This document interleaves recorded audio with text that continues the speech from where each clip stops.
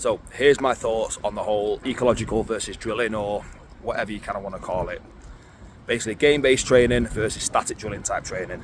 Now, first thing we need to understand as coaches is that everybody is going to learn in a different way. Some will require some more structure because that's their preference. Some might want a little bit more freedom. Again, their preference.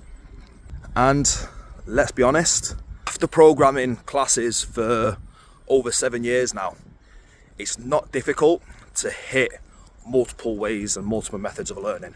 And yeah, I understand that there are some sequences that may need some specific drilling on a less resisting partner.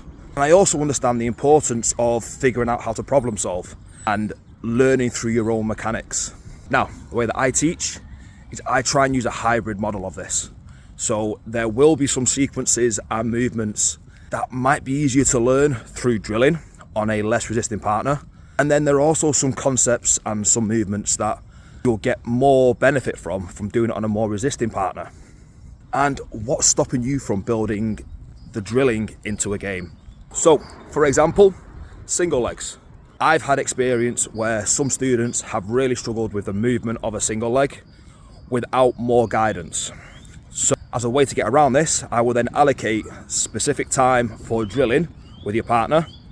I will then build this into a game which will be some sort of drilling with some resistance.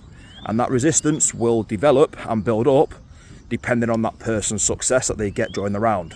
Now, if you're a coach who is adamant to stick to one aspect of that training, then you're doing your students a disservice. If you're going to solely just drill and you're unable or unwilling to design some games that's going to add some resistance to that movement, again, your students are going to suffer.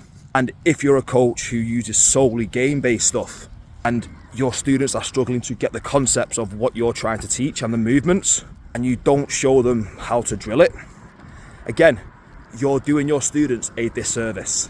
Anyway, that's my 2 pence on this. Let us know what you think in the comments.